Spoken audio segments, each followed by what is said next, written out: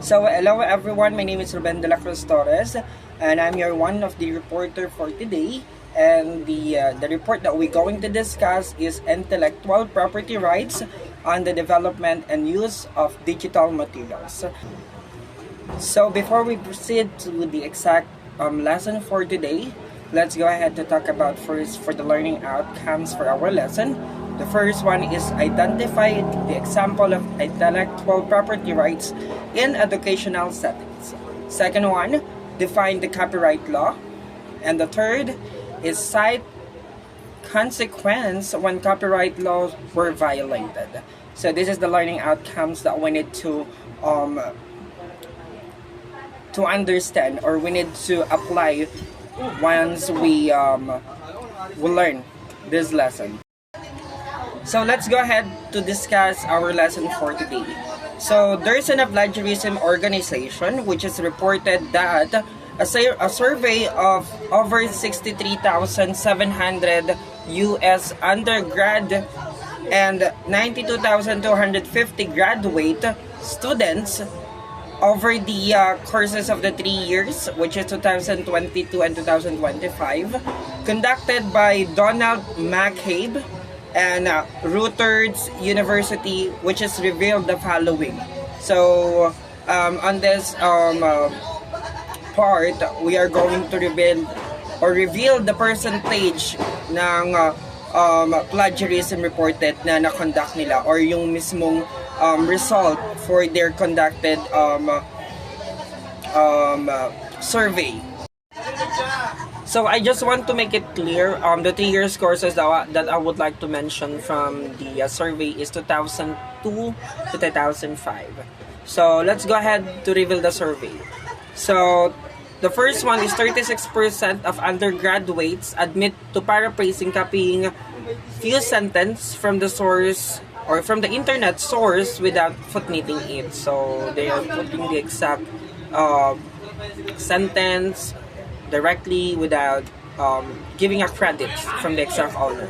24% admit to paraphrasing, copying the few sentence from the written source without footnoting it.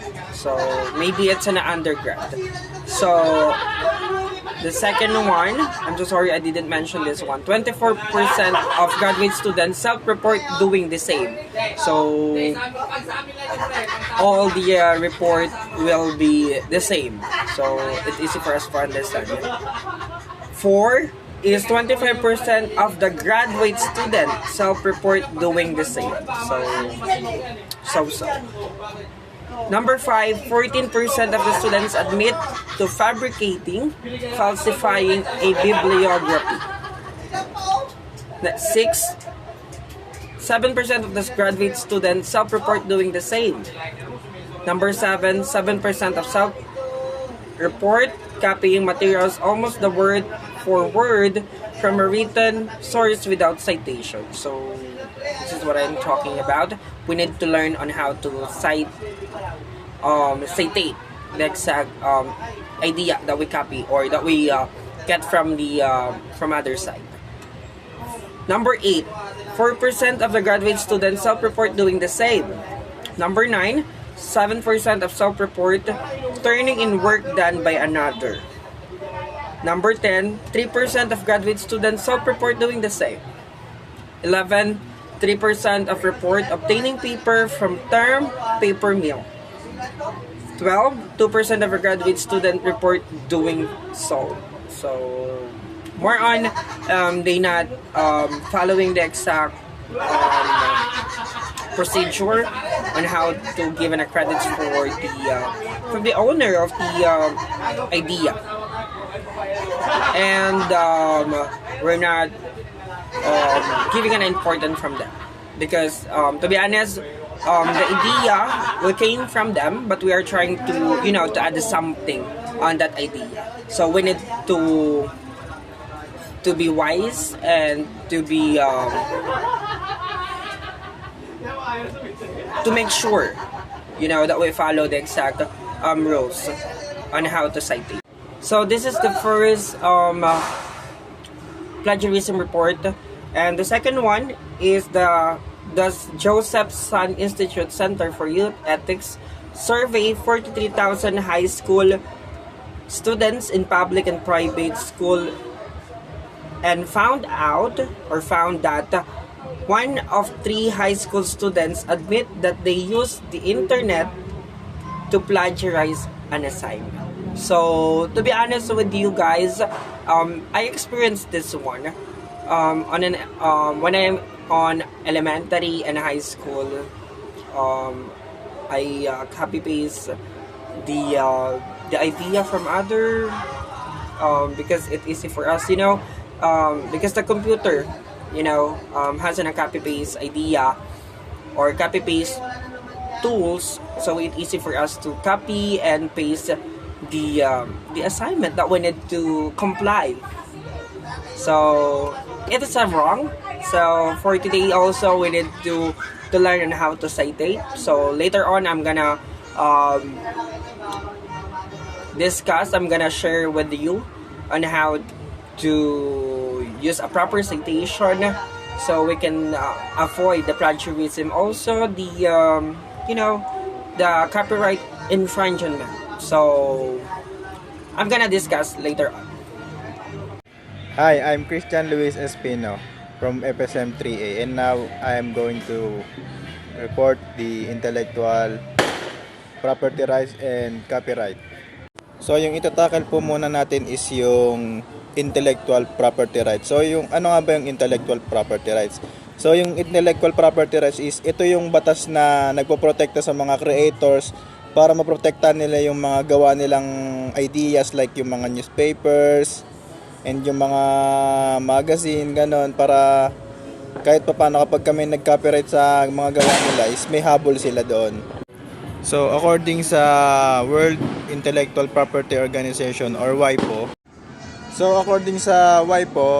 it is the creation of the mind which come out as invention, literally and artistic works, design and symbols, names and images na ginagamit sa pagkokomersyo.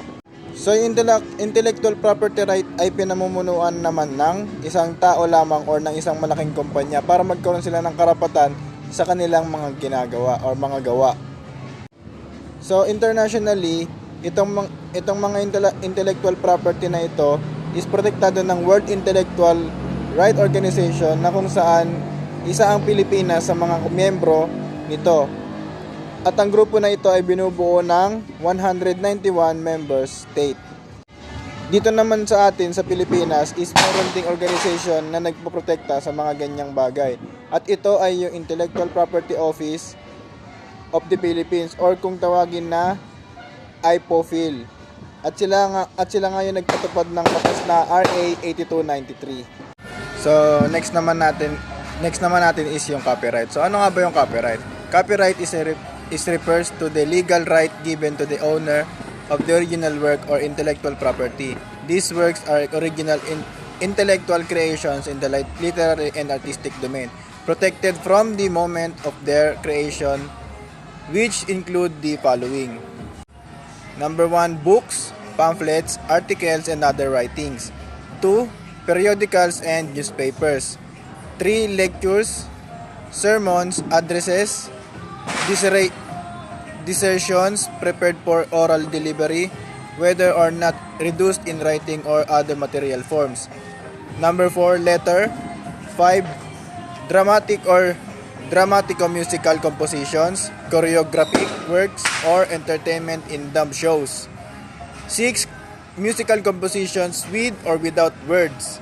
7, works of drawings, painting, architecture, sculpture, engraving, lithography, or other work of art.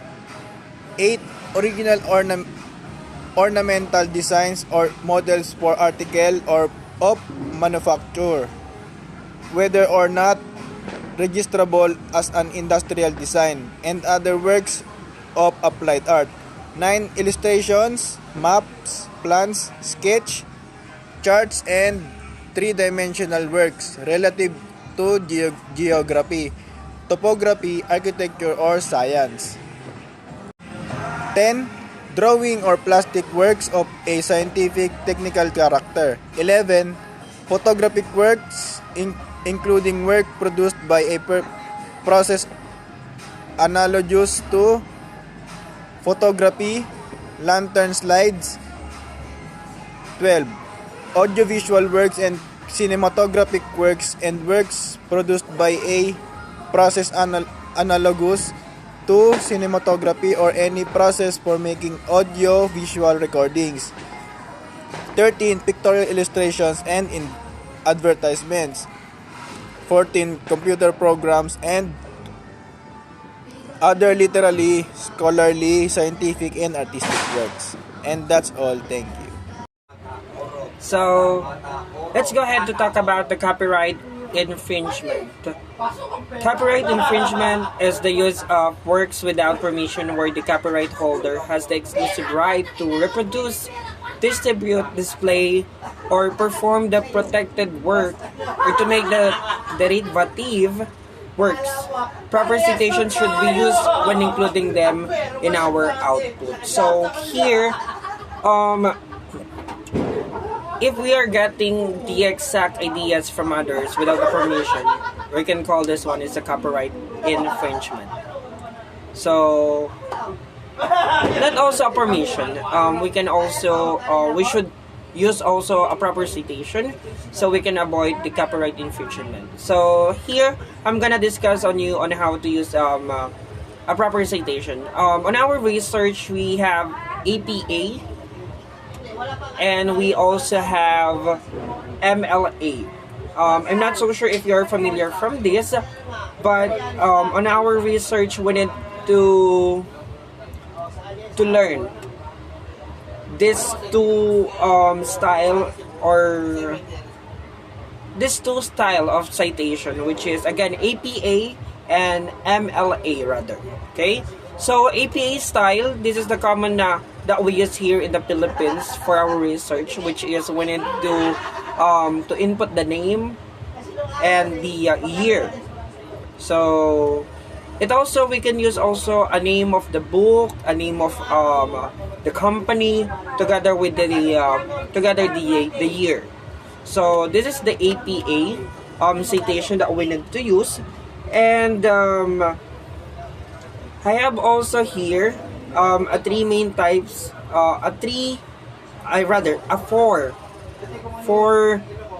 way that we need to apply for making a copyright notice. The first one is a symbol. So there's a symbol, which is we can use a copyright. We have a date, and we have an author's name, and also we need to put on the last the statements or a copyright statement of a rights. So there's three main types of right reserves. We can put all right reserve, some right reserves, and no right reserve. So this is the three main types of right reserve that we need to put on the last. So let's go ahead to make it simple. Copyright on the first. Copyright the name. So if there's no name included, maybe the company, we need to put that. Next one is the date or maybe the year. Okay, the year. And the last is the copyright statement of rights. For example, copyright Ruben 2019, all right reserved. So this is a copyright notice. So from the citation, it is not the same. Copyright notice is we are going to notice some of the reader, no? And the next one is a citation that we are using from research. So there's guidelines on online use of copyright materials. Actually, it came from, or the idea came from Smaldino, Lotter, and Russell. on 2020. So let's go ahead to talk about their guidelines that provided from us. So the first one, the first guidelines that they provided is, contrary to popular opinion, all materials on the internet is copyright. Unless stated otherwise, it is copyright even if does not display on the copyright symbol. So this is what I'm talking all about earlier.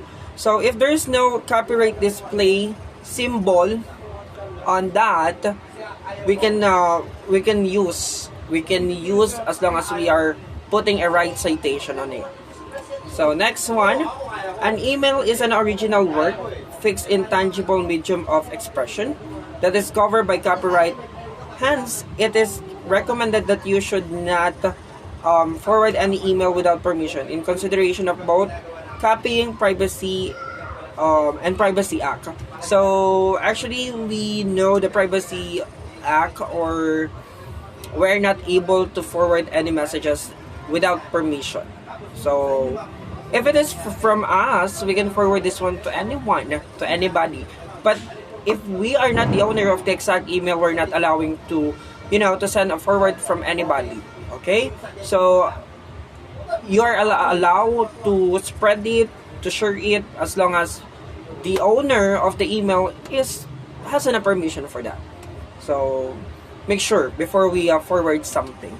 The third one, downloading an article from newspaper website, making copies, and distributing them to your students prior to a class discussion on topic is permissible, following the current photocopying guidelines, which permits making multiple copies for class use. The exception would be individually by line copyright articles or articles from a source specially designed for the educational market, where such article cannot be copied legally for class distribution. Adapted from Becker 2003. So even this lesson that we have, there's an citation from Becker 2003. So according from that, we're not also allowed, or as a teacher, we're not allowed to give some a copy, from the other sources. As long as it is in a school purposes and has enough school permission. Okay? So maybe the exact materials, resources that we are going to provide is has a permission from school, or has a permission from DepEd. So as much as possible, we need to think before we spread something. The fourth one, you cannot post student essay, poems, or other works on the school website unless you have a permission of the students and their parents or guardians. So here on the fourth, also we're not allowed to share their idea as long as it is not has a permission from them. So the guardian will include it if the student is a minor age. But if it is on the right age, we can ask them. For example, me as a student, you can ask me if I'm allowing you to post my my work from internet or website. But if I'm a minor age, for example, I'm a 14 years old, we need to a guardian, to guide me if it is right or wrong. So this is what we are talking about, all about. Number 5, education. The educator should treat copyright materials from the internet the same way they do not print format. The best guidance is to always obtain permission when in doubt. So it's a simple, as an educator, always ask a permission first before we do something.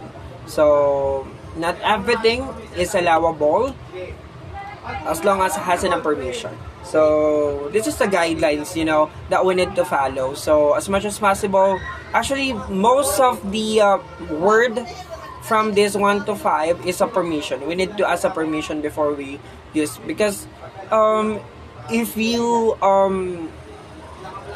don't have a permission, we can call as stealing something, from someone else. So as much as possible, as a permission. So let's go ahead to talk about. Okay, so here let's go ahead to discuss the copyright infringement versus plagiarism. So plagiarism is not a new from us because we hear this one a lot from school, which is also from our research. We're not allowed to plagiarize some of the ideas from others. So according from this one, another violation on intellectual property is plagiarism. Although plagiarism and copyright infringements are related ideas, these two are different. Because plagiarism, according to plagiarism organization, is an act of fraud.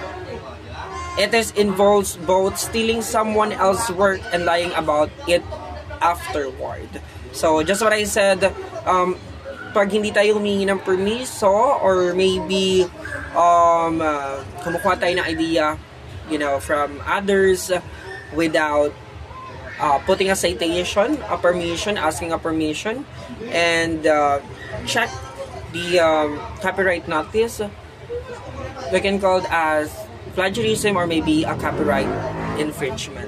But just what we said here, plagiarism is more than heavy or deeper than copyright infringement, because copyright infringement is something not deeper. For example, let's go ahead to make it clear.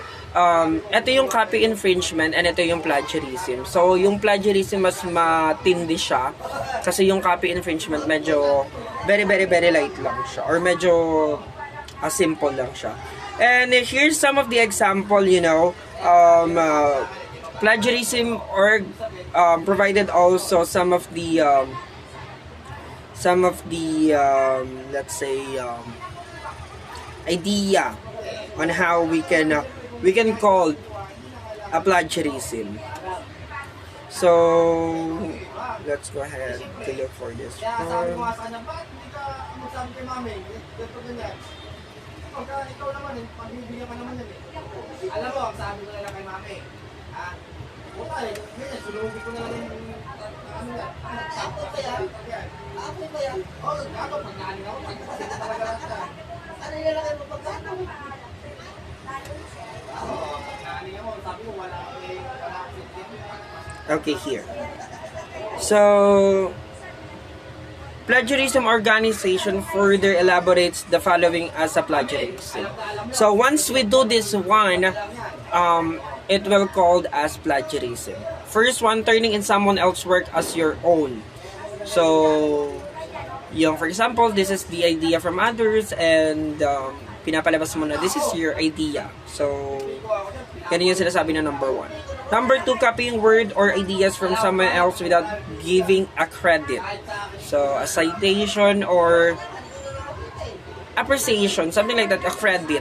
We need to put a credit for them to able to understand na hindi siya more on galing sa'yo. Maybe you adding something, but the exact whole ideas were not coming from you. So, we should give a credit for the exact owner.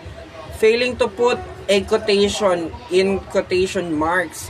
So, quotation marks. So, we should use a panipi, For example, it is in a quote or a saying from the author. Fourth one, giving incorrect information about the source of a quotation. So, maybe you put the exact credit and you not put the information, the correct information came from their output ideas. So as much as possible, marunong dapat tayong yung information, hindi tayo nagbibigay ng false information, dapat correct siya dun sa pinagkuha na natin. Huwag natin siyang babaguhin. Okay? We should follow that. So number 5, changing word but copying the sentence structure a source without giving a credit. So, ito yung minsan na nangyayari. For example, ipinaparaphrase mo siya. as much as possible kasi kailangan mo talaga siyang i-paraphrase. But you should use a credit or you should use a citation. So, we're not allowed to copy the whole sentence dun sa idea niya. Actually, meron nga tayo na sinasabi na 21 words lang is allowed. I mean, bawal siyang lumagpas ng 21 up yung pagkuha natin ng word by word. So, as much as possible, we need to paraphrase and put the citation or the credits from the exact owner. Copying so many words or ideas from a source that it makes up the majority of the work. Whether you can give a credit or not, see our section on the fair use ruler. Or rules, rather. So, here from number 6, although you put a citation, pero hindi mo kasi binago yung idea niya or you not given an innovation from it, no? Parang hindi ka nag-innovate or hindi ka nag-add. Parang ang nangyari, yes, you given a credit from the exact owner, pero yung buong idea walang changing, no? Parang idea pa din niya, pero gumawa ka lang ng sarili mong ipapublish. So, this is not correct. It's called as plagiarism also. So, for image, videos, and music, the following are counted as plagiarism. So, actually, hindi lang siya sa mga sentence, hindi lang siya sa mga books or sa mga nababasa natin. Actually, pwede rin siya sa videos, music, image, and one of the example here, copying media, especially image from other website to paste them into your own paper or website. We can call this a plagiarism. So, kahit yung mga yung mga symbol, for example, or yung mga image, usong-uso siya ngayon sa mga Shopee, Lazada, TikTok. Diba meron silang mga trademark na nilalagay or meron silang nilalagay na watermark from their image. So, pag kinuha mo siya, pwede ka din i-report ni call seller. So, yung Shopee, i-report ka as a plagiarism. So, as much as possible, bawal din po kumuha ng image. Kailangan image mo siya or pwede mo siyang baguhan and pwede mo lagyan ng credit, no? So, pwede yun. For example, before kasi naging publisher din po ako sa Shopee. So, ginagawa namin siya. Kinukuha din namin siya sa iba, pero nilalagyan namin siya ng tawag dito, came from something, chararo. Tapos, kasi walang date na nakalagay dun eh. So, galing lang siya sa ganto-ganto. Tapos, binago lang namin siya ng kaunti. Tapos, nilagyan na namin siya ng watermark.